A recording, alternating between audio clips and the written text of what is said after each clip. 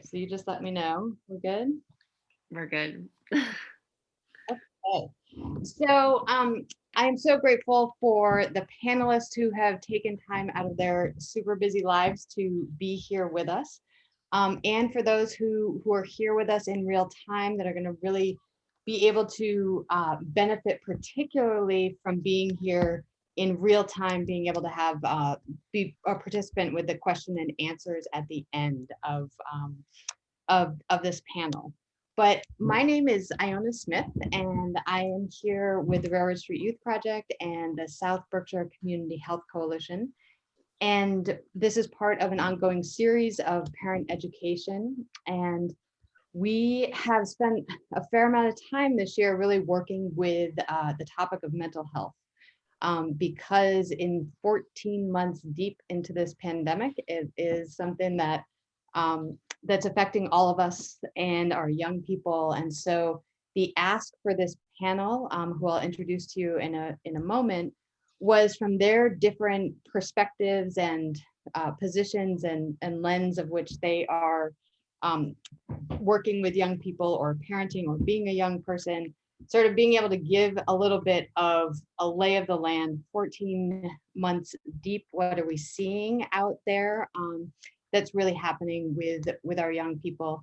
And then to also just give a little bit of hope for us in a tip, a best practice, some sort of thing, because we all are navigating some mental health issues that we could all use some support in how to better take care of ourselves as we continue in this time period, and to also offer support to the young people in our lives. Um, so I'm going to start just by giving a general introduction of who we have on the panel, and and then I will call on them each one at a time, and they'll have a chance to just speak to us from their lens, their perspective, and offer us some of their thoughts. So I'm going to start with Kimberly Conant, who is here with us from Mount Everett Regional High School, and she's a school counselor there. Welcome. We also have with us today Isabel Foster, who we're seeing up on the screen. We're actually not seeing her face. There she is. And Isabel has 20 years in private practice of pediatric mental health and embedded as an embedded clinician. She also has played the role of guardian ad litem with the courts. So she comes to us from that clinician practice. She's also, I'm going to introduce next, Laurel Ralph. She ran a group for 7 to 10-year-olds that was done on Zoom. And Laurel, who is here as she's a senior at Monument Mountain Regional High School right now. She was an intern helping to run that. I'm going to call it a therapy group, but you all can speak more to it when it comes up. Laurel is also co-chair of the South Berkshire Community Health Coalition, and we're very excited to have her voice in this mix. We are also have here with us, and I just want to make sure that Ivy is not on the call. I'm not seeing the whole thing. So I will introduce, in case she does show up, we have Ivy Goodman, who is wanting very badly to be on this call, but it is also known that she is on call tonight for any crisis thing that she might have to show up to. So that obviously would take priority.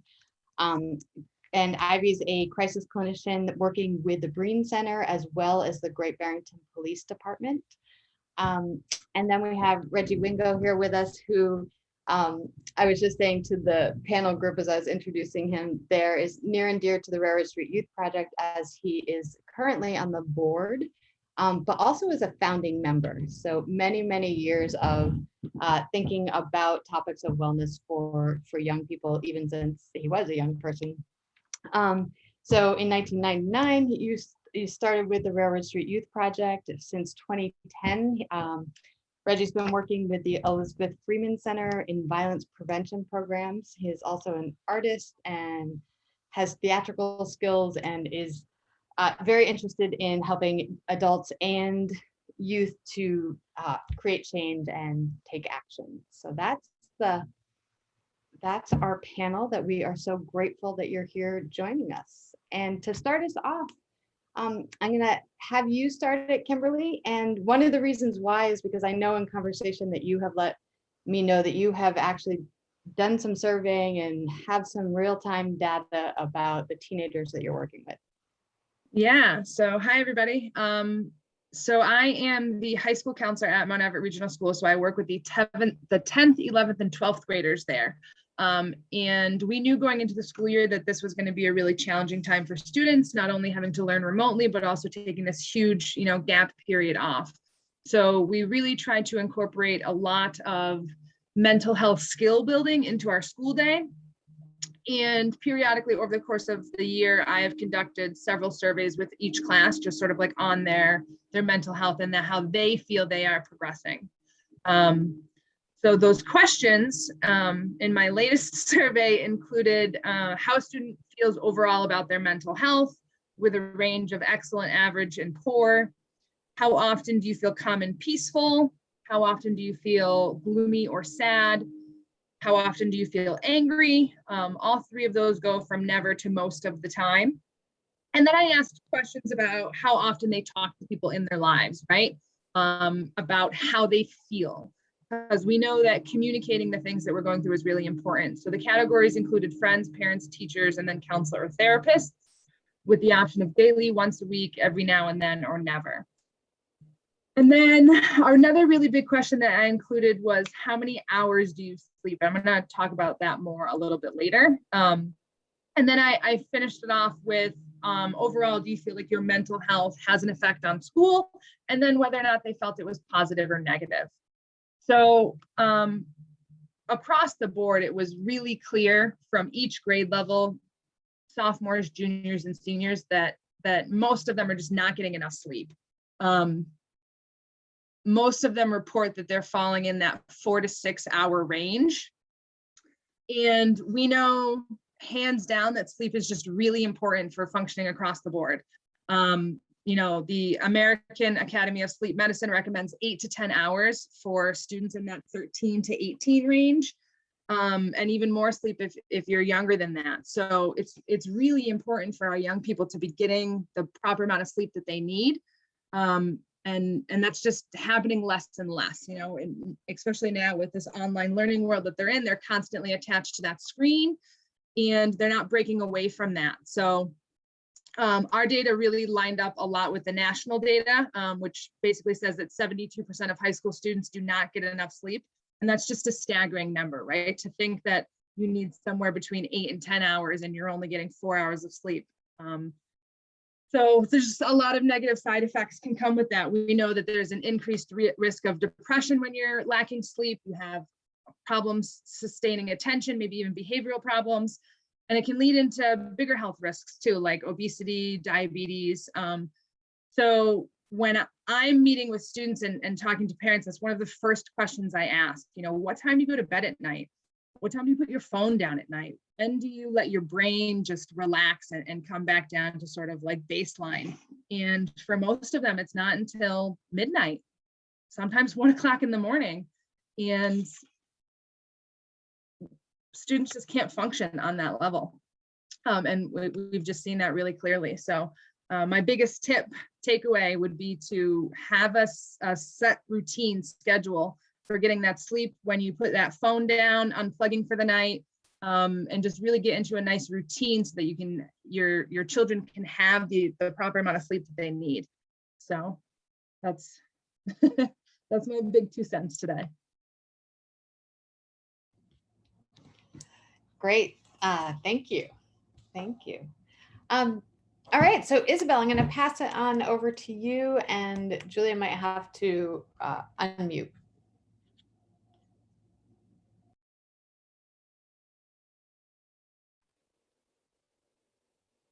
Okay. Hi, everyone. Am I okay to speak? Yes, go. Yeah. Go Okay. for it. So I just want to say thank you, Iona. Just clarify a little bit though. I've been in practice for 20 years, but only in pediatrics embedded for about 5 years. So I just want to clarify that. Thank you so much. So I guess, and please excuse my cat that I'm cat sitting.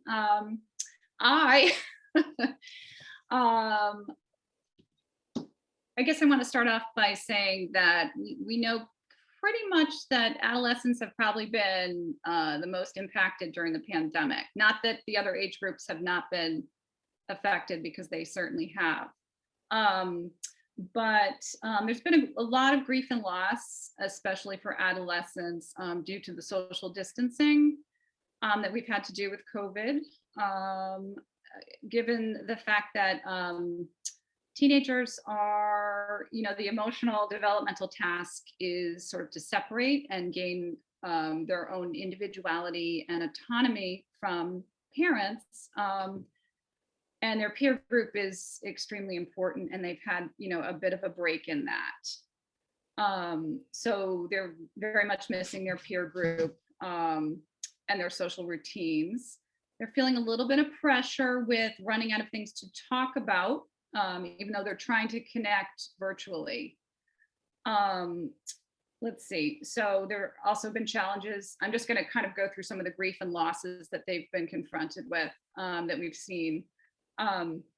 Challenges in learning, internet access, Zoom fatigue. We talked about that a little bit before our meeting began.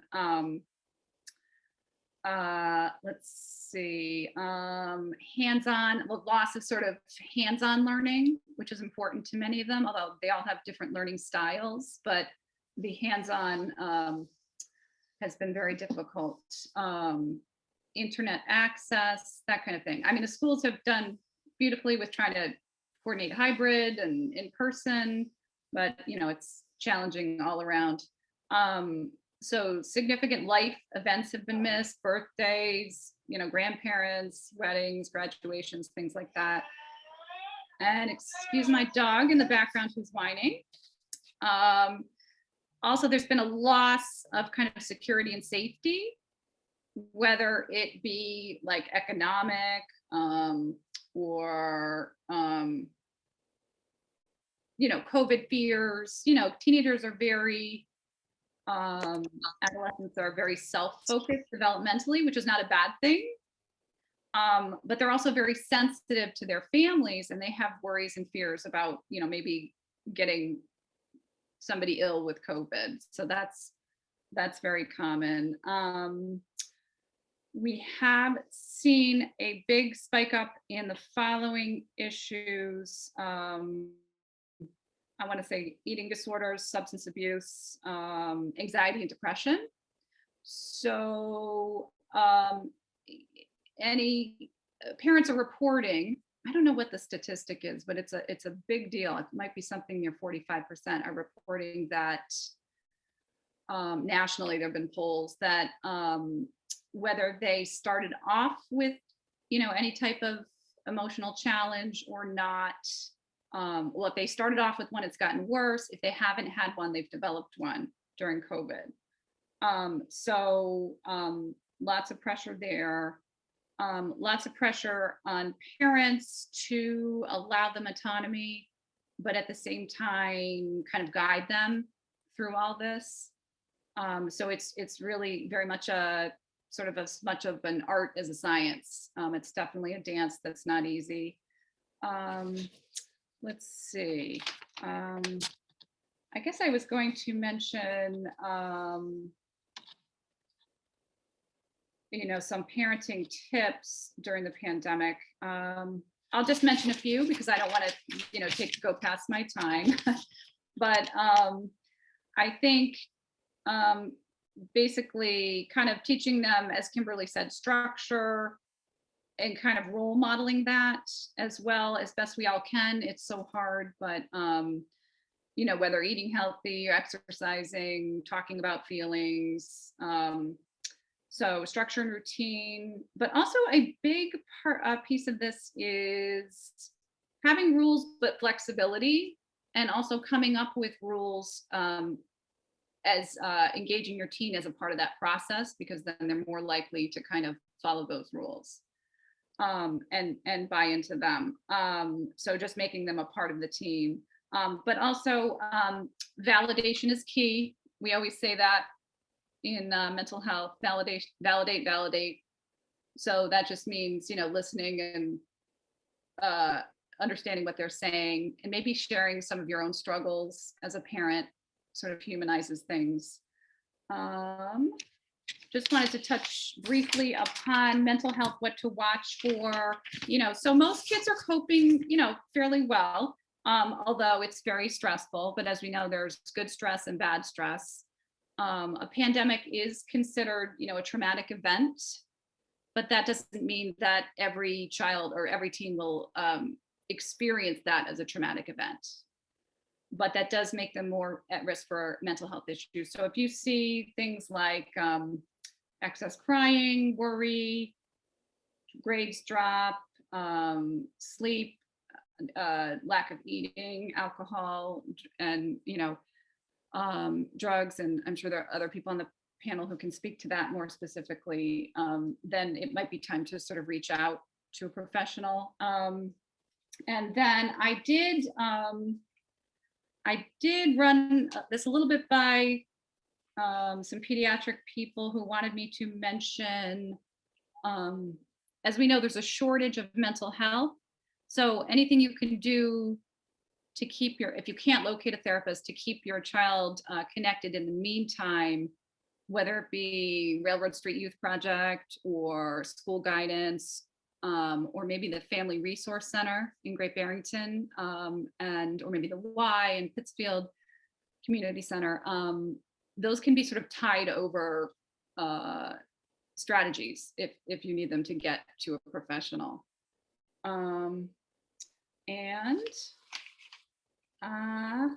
Let's see, I have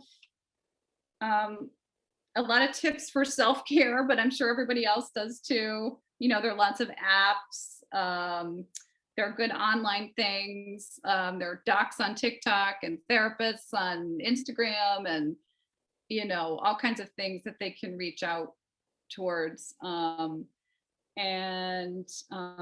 But also monitoring and having conversations about safety on the internet too is important. I was going to talk a little bit about anxiety, but I think I'm running out of my time here.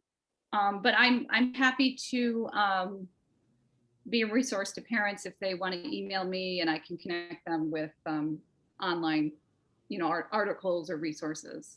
So I think that's where I'm going to stop. Great, thank you, Isabel. And we will have some time for question and answers, and anything that you do also want to put in the chat as far as resources, feel free to put that out so people will have access to that. Okay, great, thank you. Mm-hmm. Okay, so Laurel, I'm gonna have you speak next, and I think it'd be really great if you could tell us a little bit about the program that you did do with Isabel, and then anything else you want to share with us from your perspective. Sure. So as Iona said in the beginning, I am a high school senior at Monument Mountain Regional High School.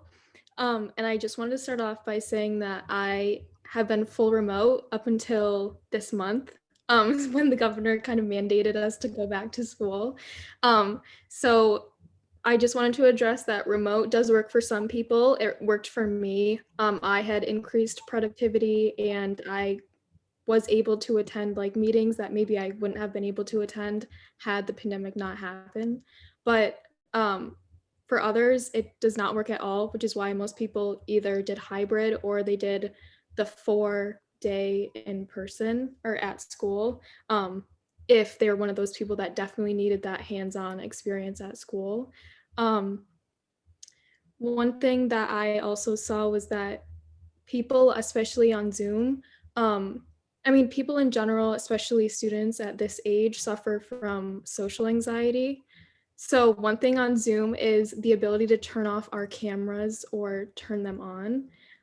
So it's definitely less pressure to look good if students are worried about that on the other side of the Zoom call. And then it's the opportunity to display or to not display your home environment. So that was really nice. Some teachers did happen to mandate us turn on our cameras, or they highly recommend or highly suggest us turn on our cameras. But to have that option was really nice. Um, yeah. And then let's see. Oh yeah, high school seniors, because I'm one of them, either experience one of two things coming from a hybrid or remote school.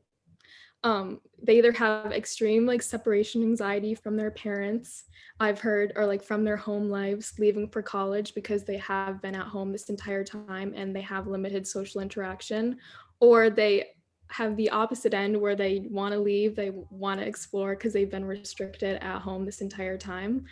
Um, and then just one thing overall, fully remote and hybrid means limited social interaction among high schoolers and teenagers. Students are now having to adjust to full-time in school, which is a big change. You're going from literally your home or your room to a big environment with other people. So that's a large student body pool wherever you go. I mean, Monument Mountain has a smaller student body compared to other schools, but it's still significant when you see multiple people walking in a hall at the same time. So that's a large adjustment. And then they're tired because of countless hours on the computer. I mean, you're on a screen the entire time.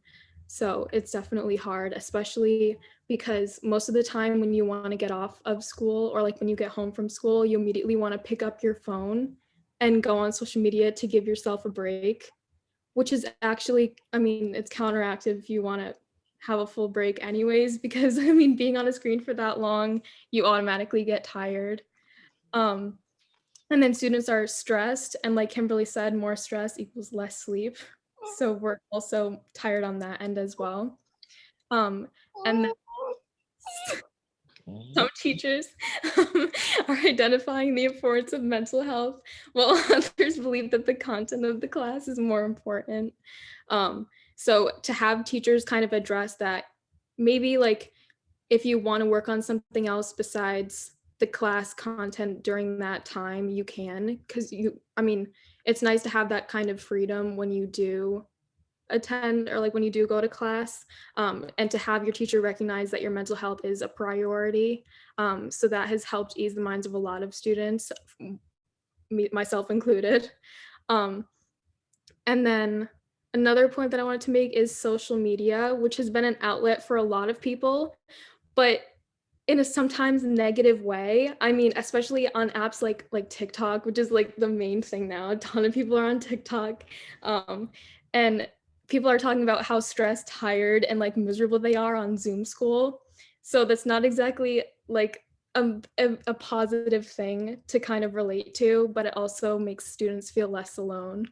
And then many people are talking about how stressed, tired. Oh yeah, I said that. Many people are talking about how stressed, tired, and miserable they are. But teachers especially, because teachers are, I mean, kind of teaching through a screen instead of physically or like hands-on with the students. So that's a bit difficult for teenagers. And then one pro about social media is mental health is being talked about more. So literally on my Instagram feed, I see a ton of posts about how mental health is now a priority, which is very important. So I feel like, especially during the pandemic, mental health is kind of coming up in more conversations. So it's easier for students to reach out to people in schools and elsewhere about seeking help and support throughout their academic experience and their personal lives. And then as for the Rural Health Network with Isabel, we worked with 7 to 10-year-olds and we taught them anxiety and coping skills. They're like ranging from visualization techniques to breath work to meditation. And they were all pretty much attentive. Isabel kind of can speak to that too as well. But we also taught them the zones of regulation. So they had the ability to identify how they were feeling, whether if they were in the blue zone, they were sad. If they were in the red zone, they were angry. If they were in the yellow zone, they were kind of excited, but also could be nervous or worried.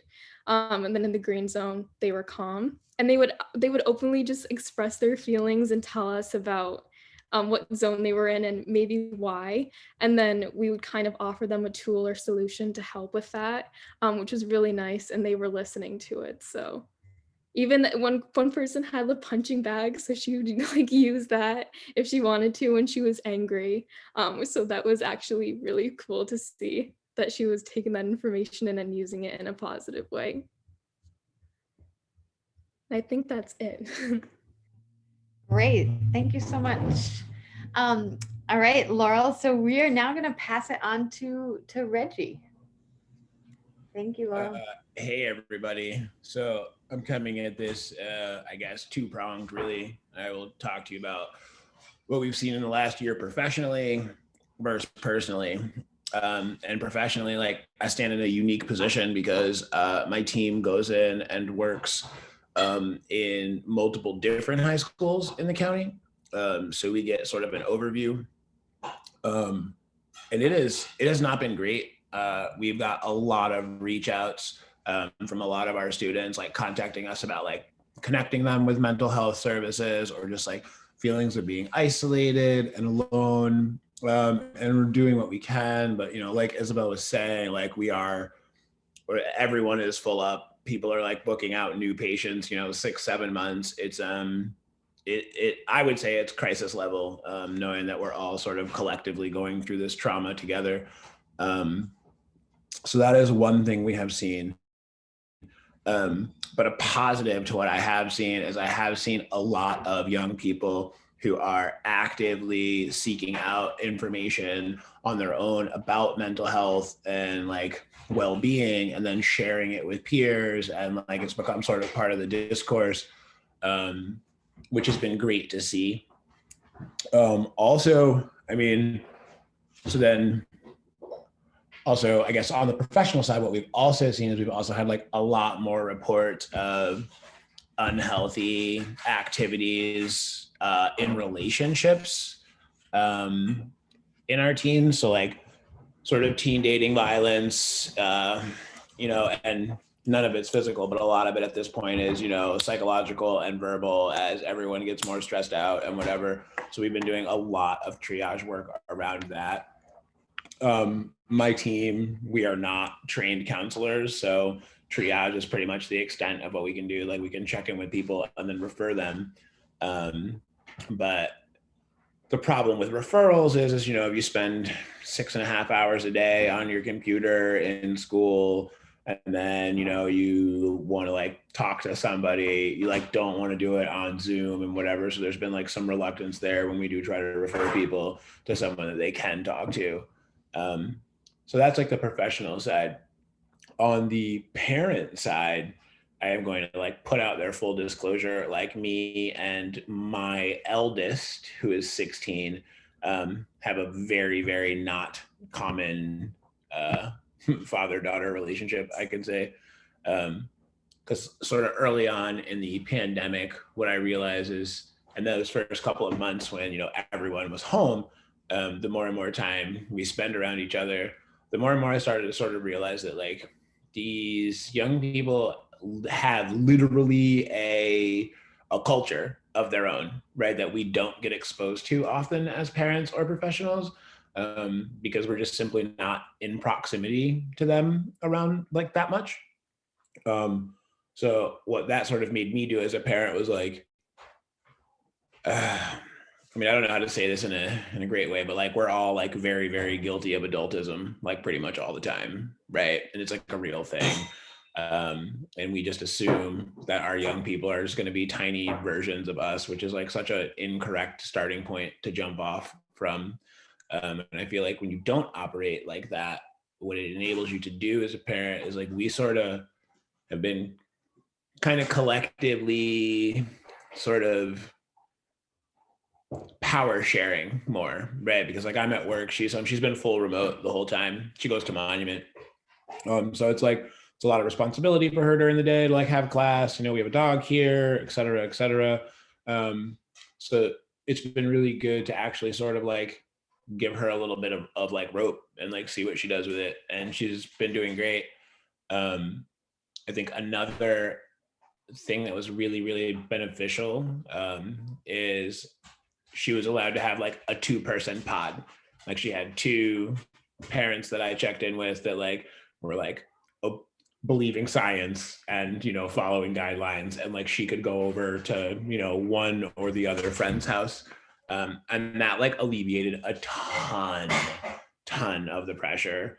And especially now that 16-year-olds are able to get vaccinated, they are starving for socialization. So that was another really good piece. My youngest is 6, and has actually turned out to be much, much more difficult in a way, solely because he was hybrid for a bit and then, fully in person.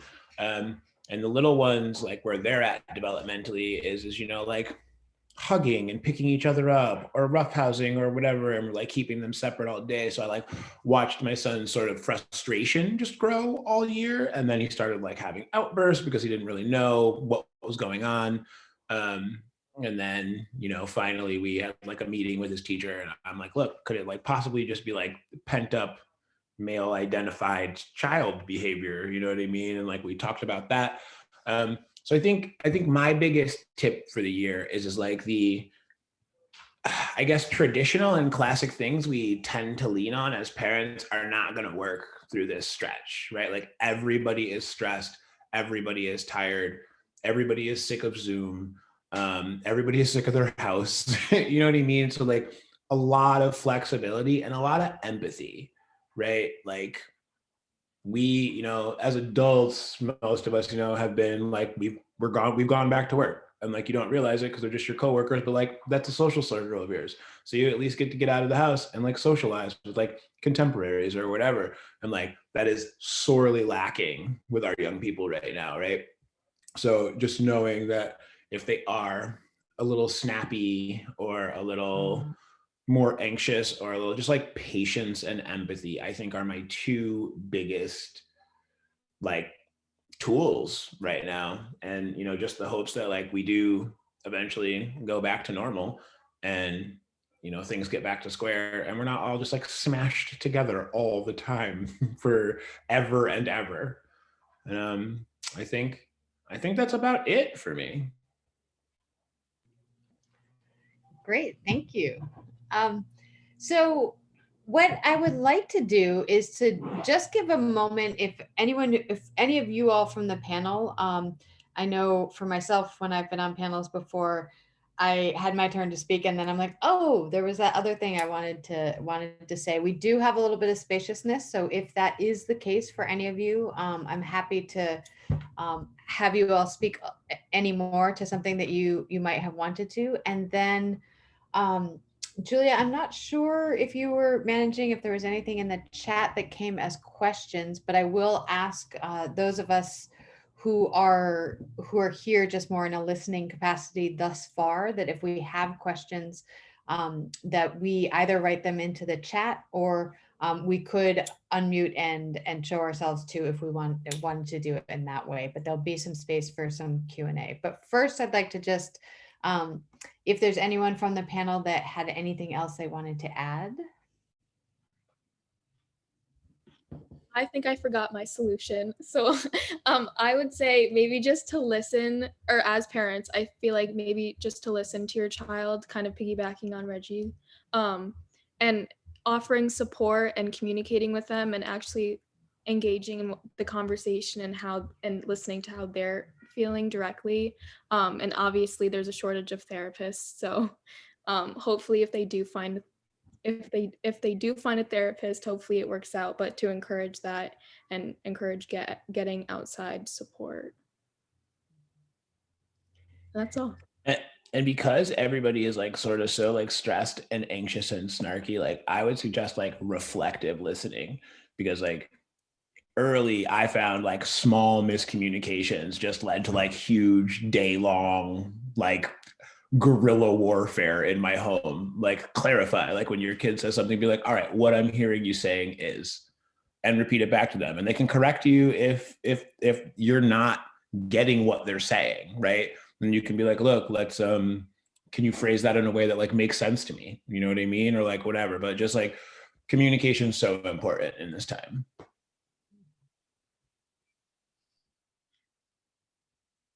Yeah.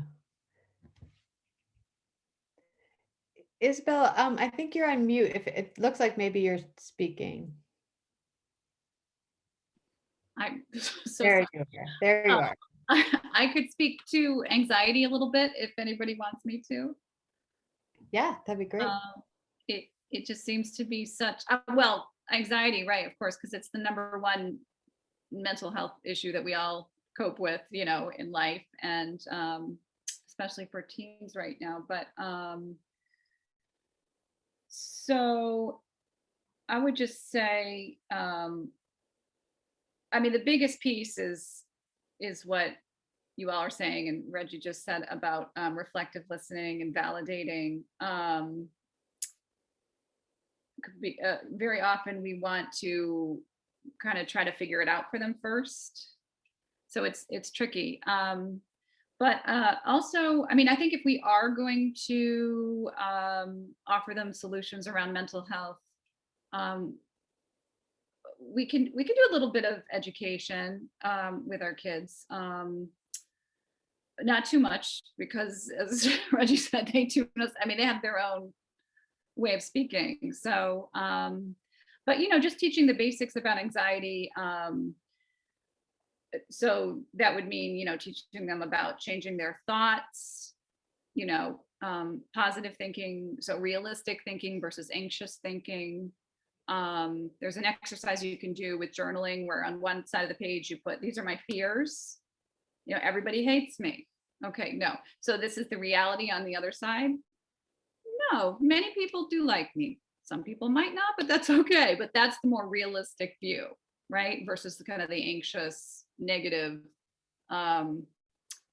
catastrophic type thinking. So the other thing is the physical reaction. So there's been a lot of kind of somatic complaints, at least in the doctor's offices. I'm sure you guys have heard this too, right? So like headaches, stomach aches, and all of this.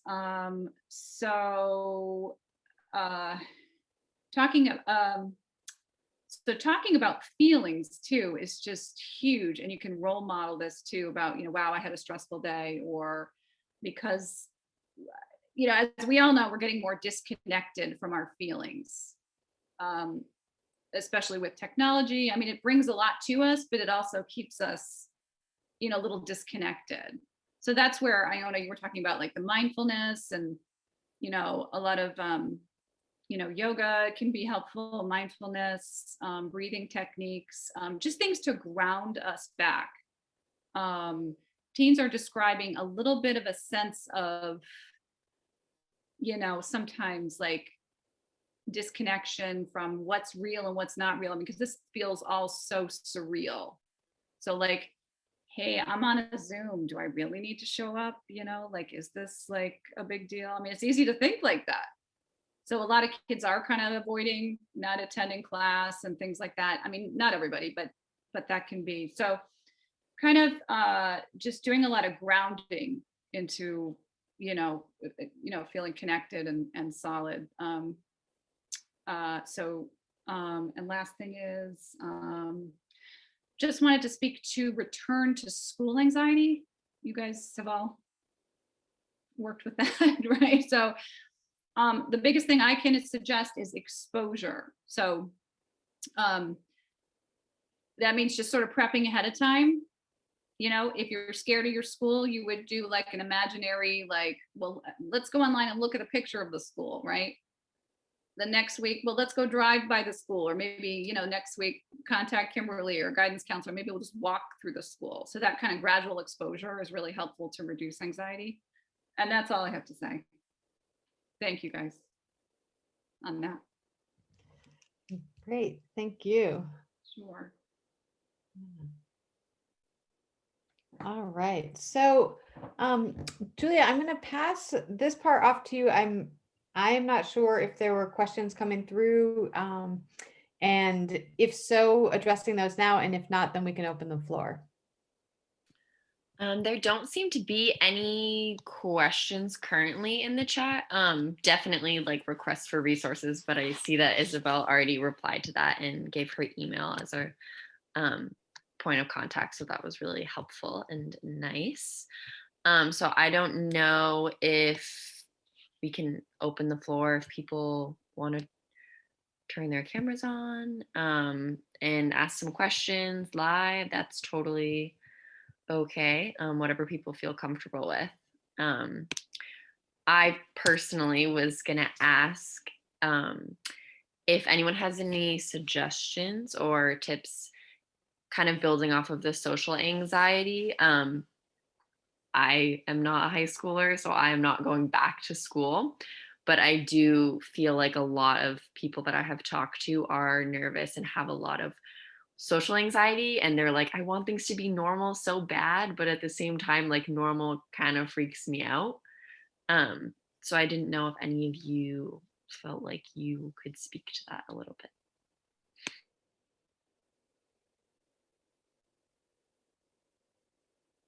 Well, I mean, I'm happy to jump in again, but stop me if it's too much. I think, Julia, and correct me if I'm wrong, you guys, think this is, again, it's very small steps.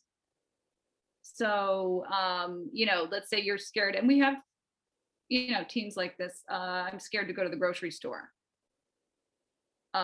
So, maybe you go in for 5 minutes and the next time you go in longer. And so it's just that exposure, small steps, like, well, I'm not sure if that person likes me anymore.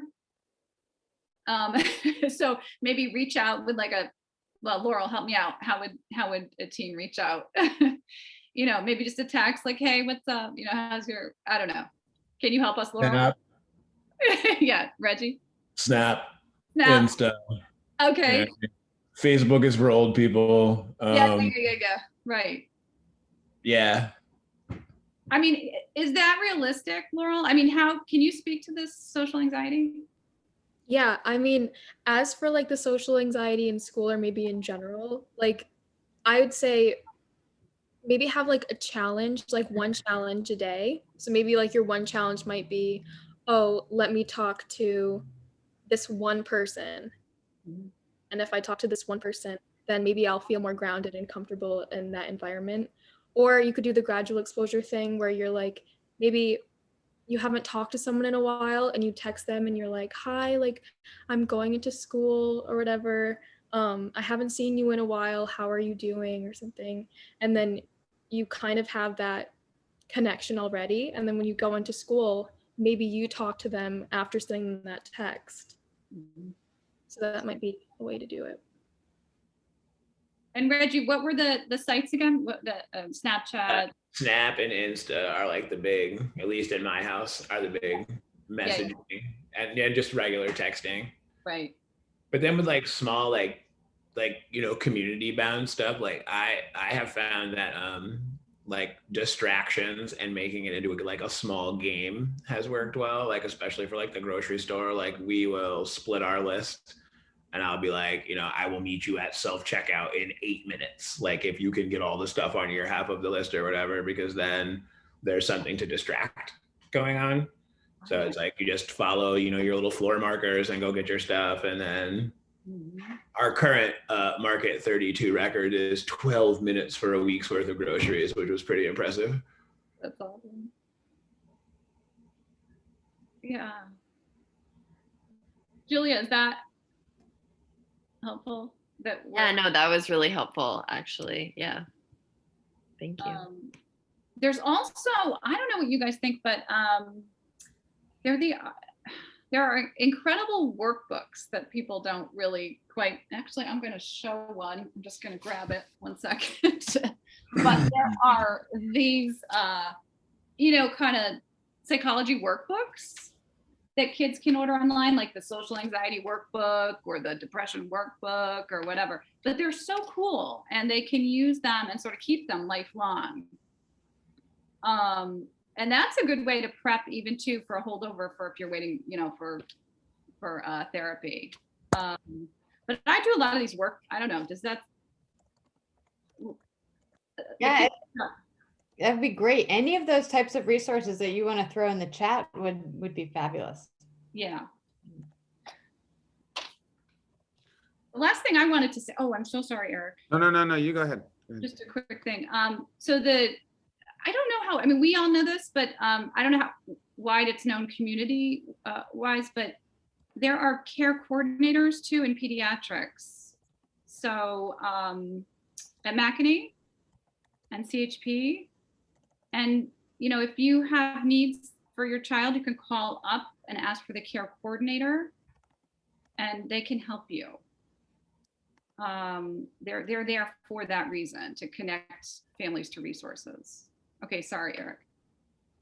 No. I have a question, concerns myself. I have a 16-year-old daughter. Well, first of all, everything you all said resonated with my experience as the father of a 16-year-old. And I don't know, everyone should watch the TikTok that Reggie did with his daughter. Yes. If you Distraction is key. Like if it was something they're into, just do it. Like Do it. where they imitated each other, where and TikTok has a whole bunch of them, and they're just pure joy. I mean, you'll fall over laughing. But so two things. One is my daughter is like, she is like the opening is feeling like it's harder than the shutdown in a certain respect from my position as a parent, because she is so ready to catch up on what was lost. And I mean, she just feels she's got a lot of ground to catch up on in terms of her experiences with her friends. And the lack of sleep is a big thing as well. And so there's the shutdown, right, which has been traumatic and complicated. And I kind of feel like the reopening is almost as complicated. And I've wondered about thoughts on that. And my other experience is, I own SoCo and I hire a lot of teenagers. And it does feel like for a lot of them, that experience of working and the interaction that came with it was a foundation in their weeks. And it did feel constructive. It does feel constructive for a lot of them. I don't know how that fits into what you all have said, but this thing about how the reopening, there's the anxiety, but there's also this sense of, I got a lot of ground to catch up on here. I've spent 16 months on a leash. Any thoughts on that and advice?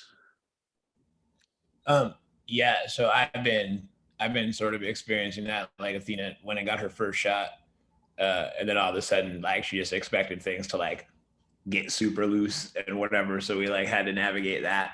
But I think, all right, so two things, I guess, speaking to like the working part of it, right? Like I believe Isabel was saying in the beginning, like schedule is super important for kids of all ages, right? Like my 6-year-old gets super anxious. Like I don't surprise him with things because he just it sends him into a tizzy. He doesn't like not knowing what's going on, right?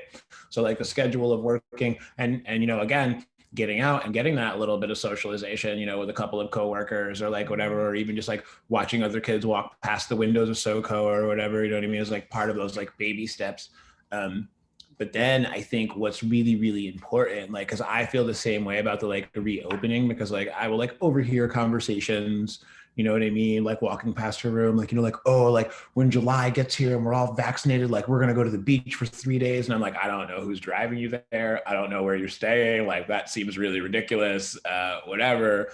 Right. So I think part of like the reopening, I think one of the things, and I mean, it's especially tough when they're like 16 in particular, and they're like hanging out with maybe a couple of 17-year-olds who like have some cars and like, we can go here, we can do this, right? It's like, I mean, I'm going to sound like a broken record, but like that like open communication is so very important. Like I've been operating this way with Athena for so long that if I'm like not at the house and I'm like, hey, I need you in bed by 10, like in the morning, she will literally come to the table and be like, all right, reading a book, got really distracted, didn't turn the lights out till 10:20. I'm very, very sorry. You know what I mean? I'm like, you don't have to tell me these things, and like, it's fine.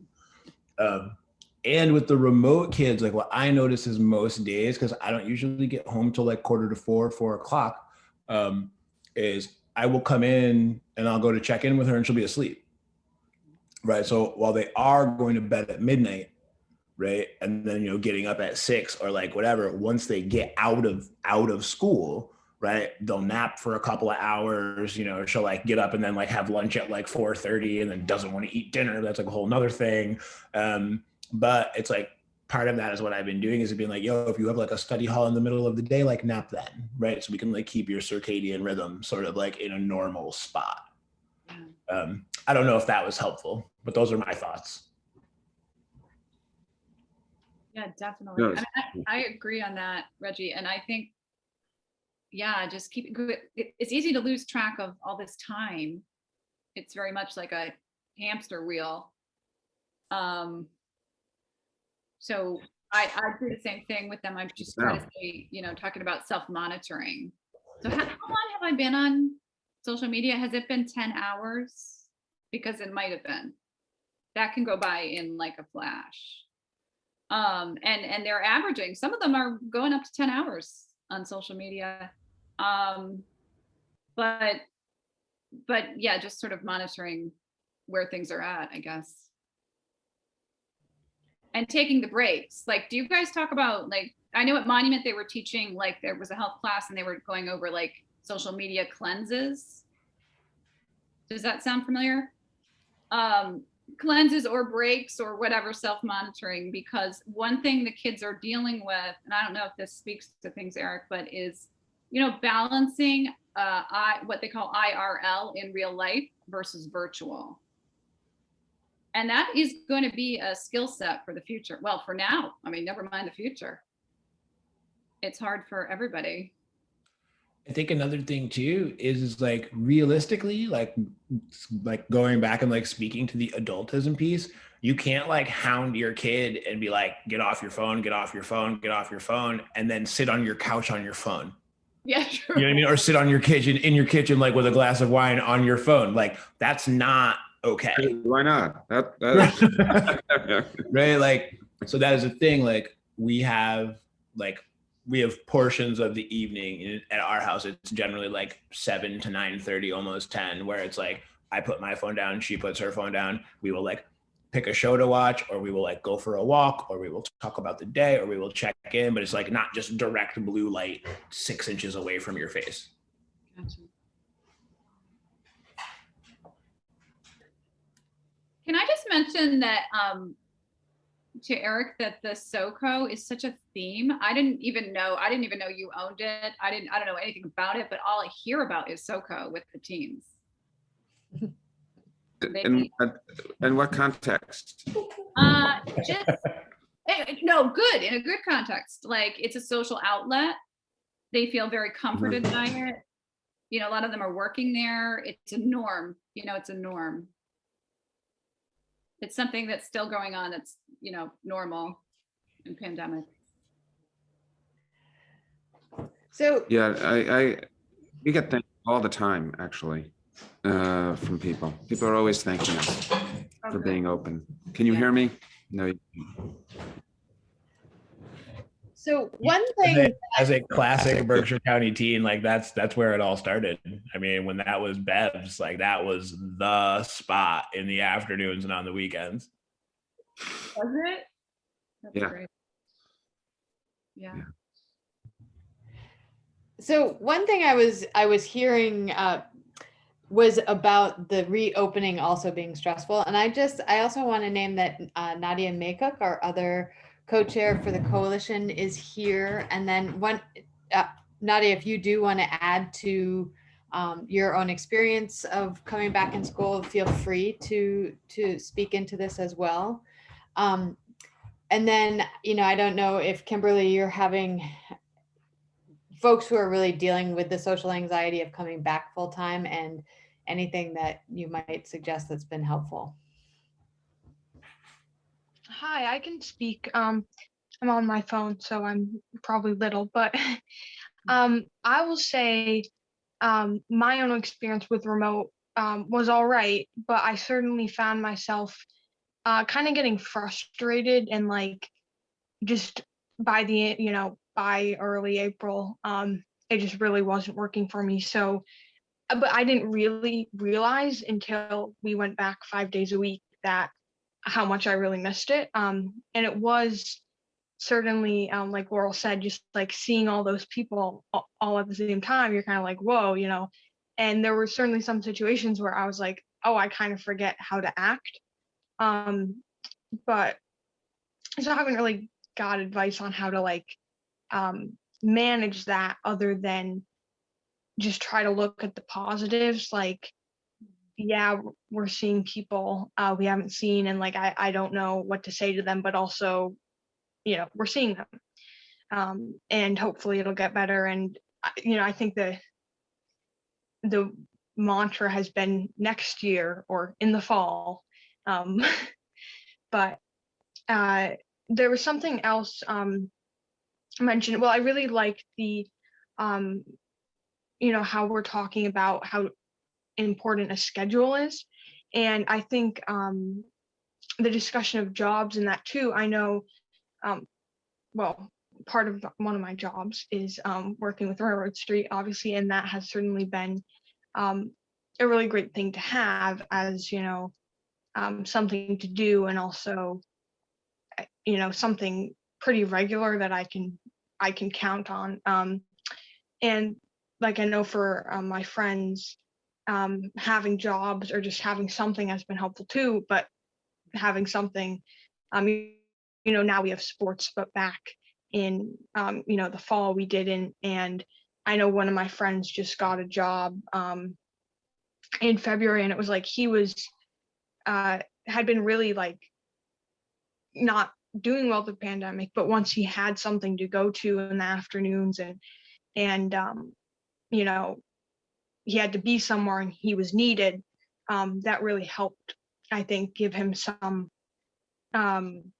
motivation to, okay, well, I gotta get my homework done because I have something to do and people need me there. And so I think finding things, whether it's a job or whether it's a sport, or Reggie was saying, like going for a walk, or anything to get off, just your phone or your computer, is really great. So.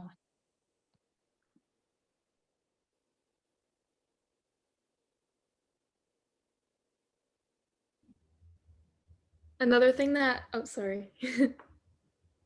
No, go ahead, Laurel. Okay.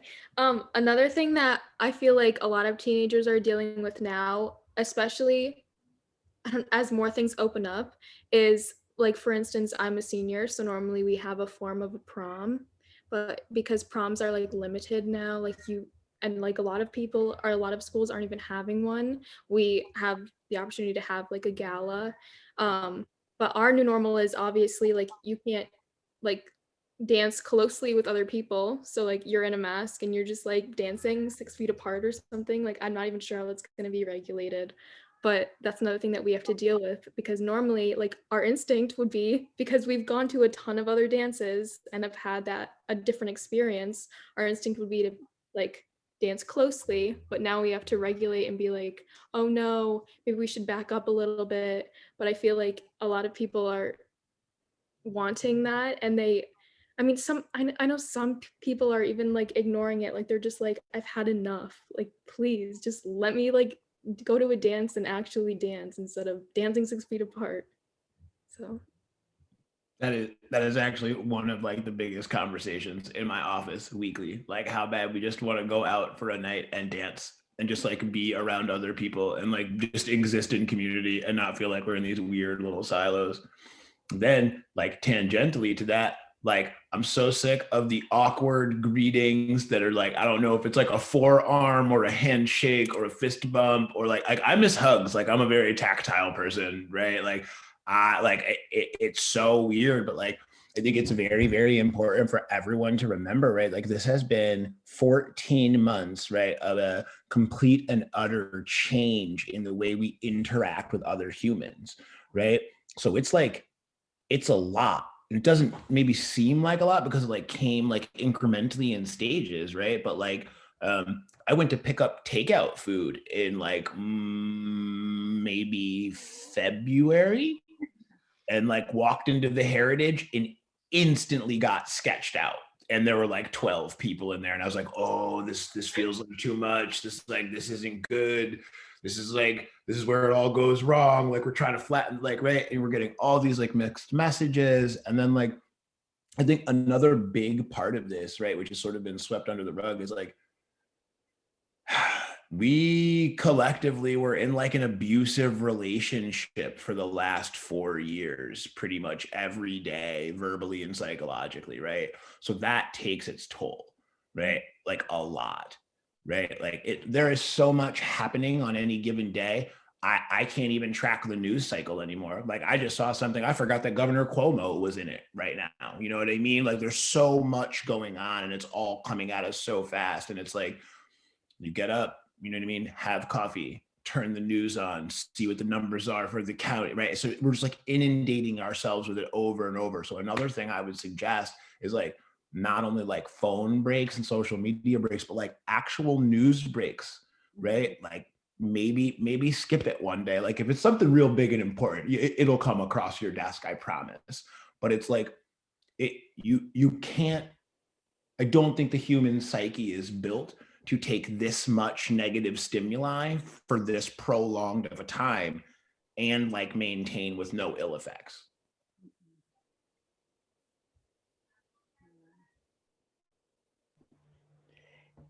Kimberly, I'm curious what you're seeing about reentry now that it's gone full time at the school. Honestly, by and large, for the most part, students were like relieved. I mean, there are always going to be, those individuals that have a hard time, and I have lots of them that I meet in the parking lot and walk into the building every day. And, sometimes it's just to my office and then we're going back outside. Sometimes it's for a period. But most of the students really expressed happiness to be back. Even though they're navigating sort of like those awkward first, conversations, I haven't seen you in a year. But I think there was a sense of relief to have that, quote unquote, normalcy of getting to go to school and have those interactions and just see people again. But it's the social aspect has been really nice for them, 100%, but it's still difficult to navigate, right? There's still all of these regulations that they have to adhere to, wearing their masks, being 6 feet apart. So it's still a challenge, but I think it's definitely been helpful in boosting the positiveness within the building, because before that it was negative a lot of the time, to Reggie's point. So it's been nice to have everybody back for sure. How about the sort of catching up on missed time? And I completely agree, by the way, on the abusiveness of being an American citizen. I think that's a really great point. But in terms of like kids are like, all right, we've especially put the poor 12th graders. I mean, this notion of got to catch up. Yeah, so I will say that, like academically speaking, there are tons of partnerships being formed across Berkshire County with local colleges, from Berkshire Community College, Williams, MCLA, Simons Rock, and Bard, where they're offering students free opportunities to take college level courses. They're paying for materials, they're paying for tuition. Classes are ranging all the way from biology to, economics and personal finance. So there is 100% an opportunity for students to catch up, get ahead, have enrichment opportunities. There's lots of local partnerships. Like I'm thinking of April Hill right now. I know we have an animal summer care internship program with them, where they come onto campus and they maintain the sheep for us with students. So there's definitely a lot of things happening. From from my perspective in as a school counselor, that group of people in my purview is small. The majority are like, we need a break. Because all of those opportunities, even though they are free and they're amazing, they're still in a virtual setting. And the majority of students are done with that. They really want that face-to-face person interaction, right? To be able to have a group discussion just through osmosis, right? Like that's definitely missing for people.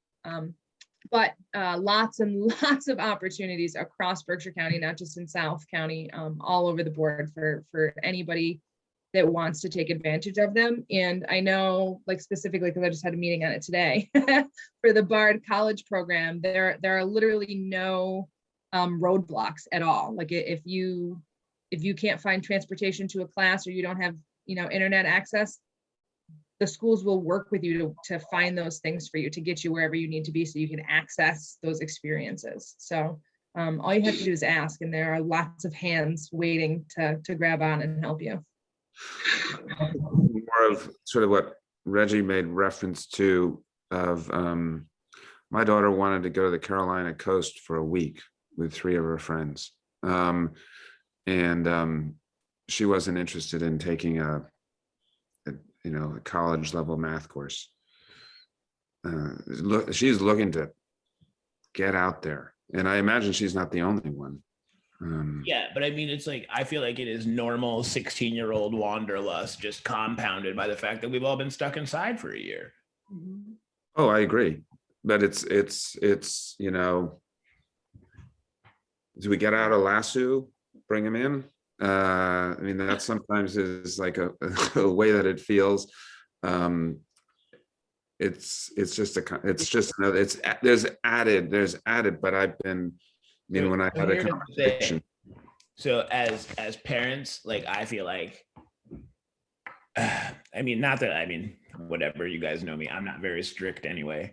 But I feel like this year, right, I will give up much smaller things than I would have last year, right? Like, you want to have a Tuesday night sleepover because you guys don't have class on Wednesday, have at it. You know what I mean? Like, small things like that. Like the Carolina coast, no, that's just not safe, right? Because like, I don't know, you know what I mean? I haven't been tracking the Carolina coast. I know that Berkshire County is like rounding out into safer numbers and like whatever, like, and this is how I would present it, to Athena, is like, we have to, like, I want you to do things. Like, I want to do things, you know what I mean? But I want you to be safe about doing things. And I don't want you to like do anything that could potentially, you know what I mean? Like cause someone in our house to contract or cause one of the neighbors to, you know what I mean? So it's like, I think just like in the most like loving way, being like, I need you to think about the things that you're asking me, because you're putting me in a very awkward position of like being the bad guy or whatever, when like the things that you are asking for,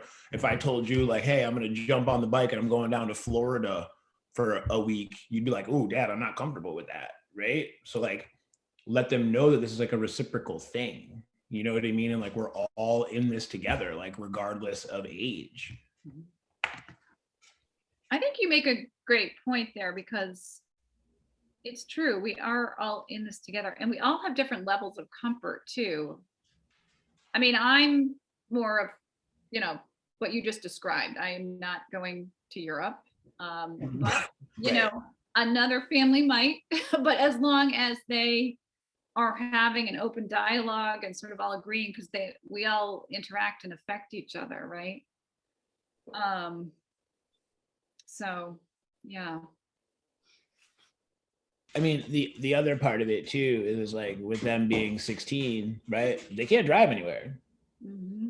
Right. So we still have no, I'm not going to take you there. I'm not going to, you know what I mean? Or like, if you're going to like a friend who has a car or like whatever, like, I don't stress it with Athena. She like lets me know when she changes locations, but like the first time I catch you being somewhere where you're not telling me that you are, then like, we're going to have to like reevaluate you going out if you can't be honest with me. I've tripped that wire. Oh. Laurel, do you want to speak to that? Or Nadia? Are we making sense? They're like, what? Well, So I just got my license, and it is kind of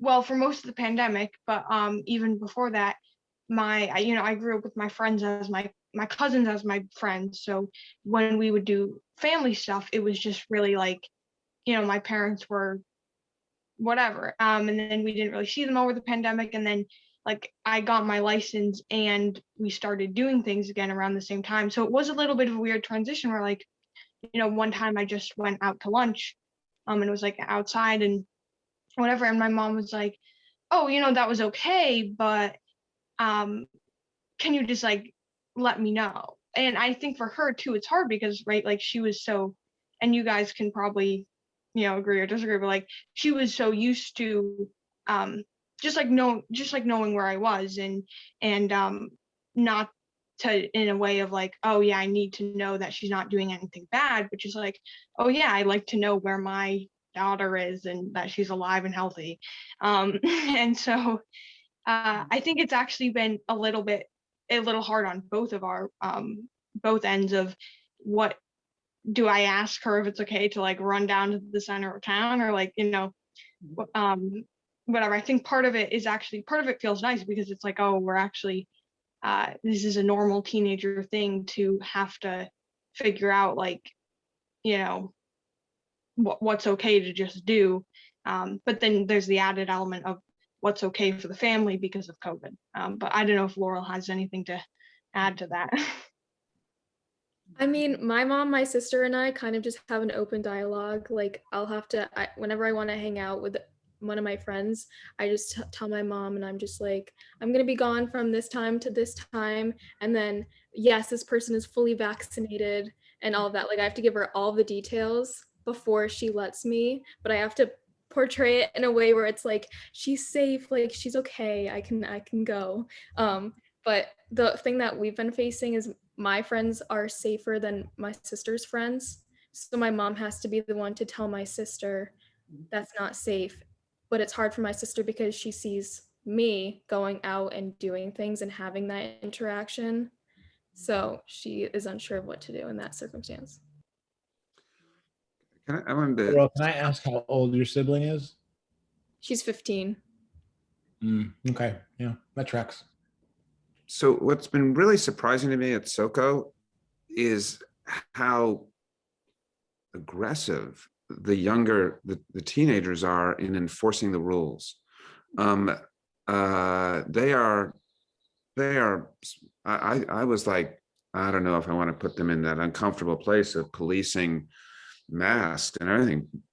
They leap to it. I mean, and sometimes it's startling how quickly they tell people 20, 30, 40, 50 years older than them, put your mask back up. And it's impressive. And it makes me think how much anxiety there is around COVID that they've felt. That, I mean, I've had anxiety around it, but I'm not, I don't know, it's interesting. I mean, I think part of that is you have to figure this is probably one of the most politically involved generations of teenagers to ever exist. And that is them collectively being tired of watching us ruin everything we touch.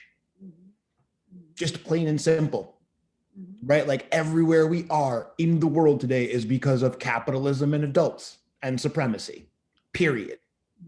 Right? They're not having it. And it's like, it is one of the most refreshing things about this generation to me. Yeah. They're very aware and so sensitive. Mm-hmm. And, it's a generational gap sometimes where the parents are like, what, I don't quite get this. But they're a very awake, aware generation. Correct? Are we? And that's the thing is like, we're operating off like antiquated cultural and societal norms that don't apply to them anymore, right? We're like, I got 60-year-old dudes telling a 15-year-old, well, let me tell you how to get a job. You haven't applied for a job in 35 years, Phil. What do you know? Things change, right? And like, it's crazy.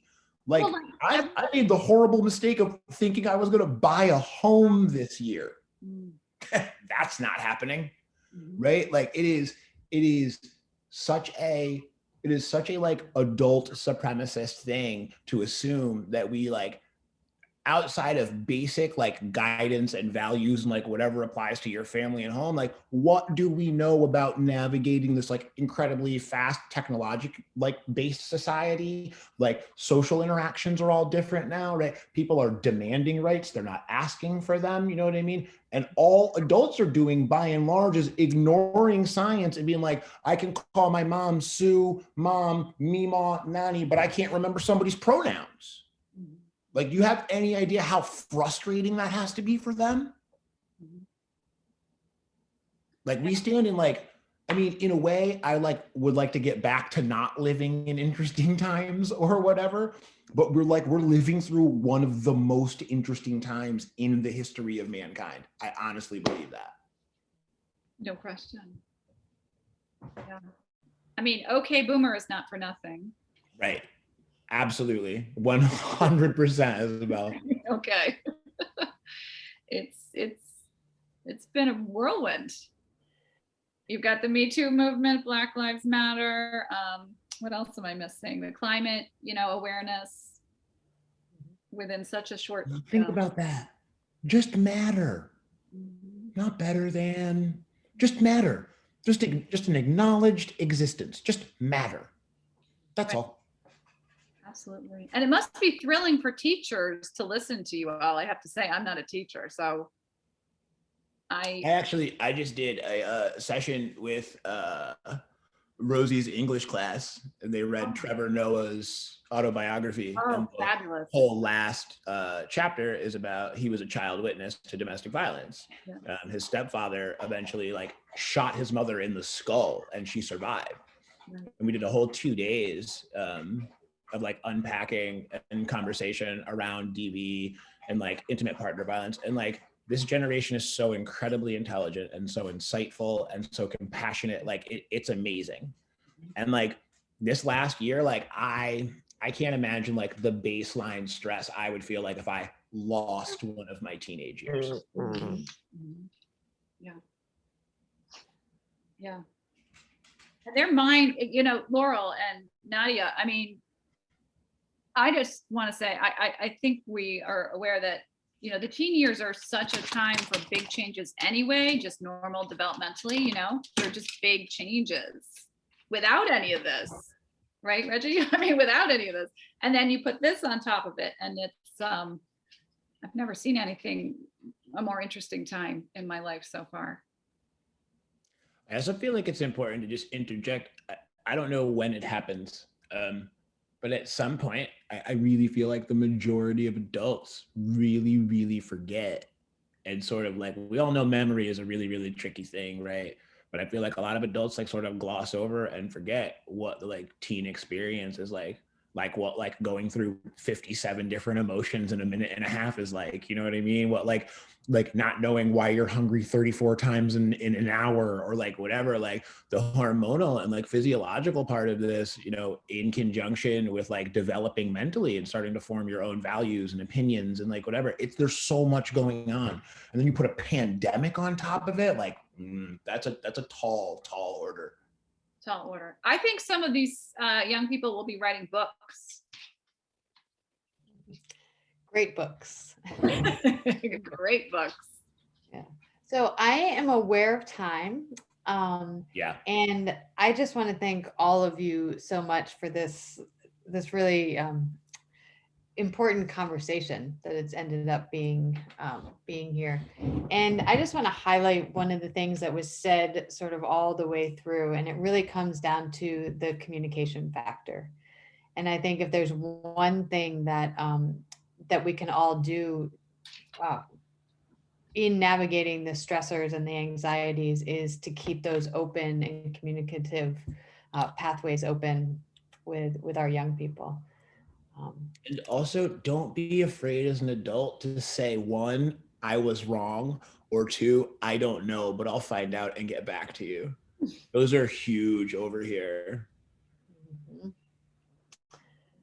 Is love it. Sabrina on here? Because I haven't heard from her.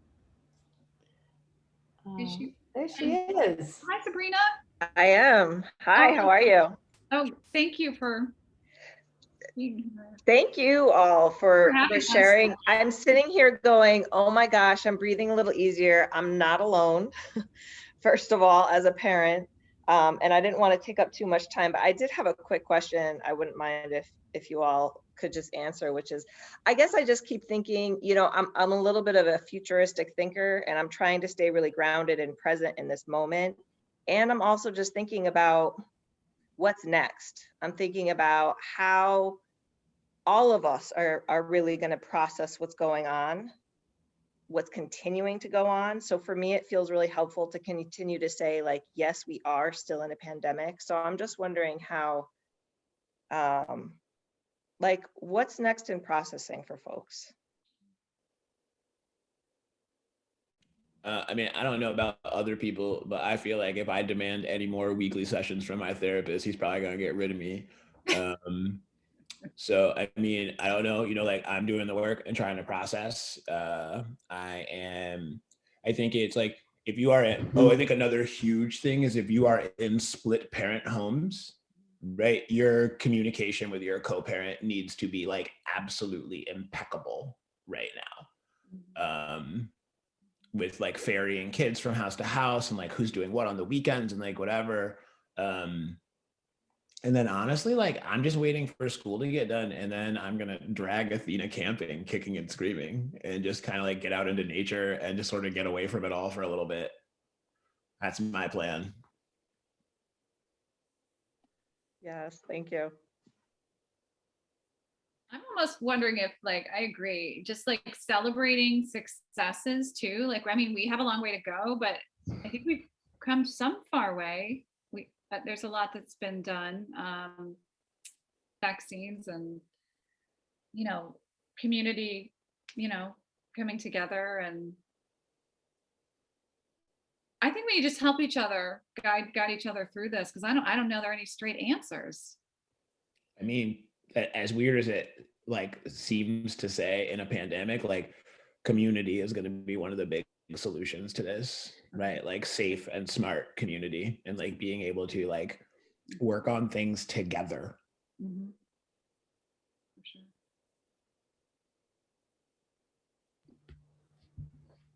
Well, I want to thank all of you for contributing to our community with offering all of your insights and experience. All right.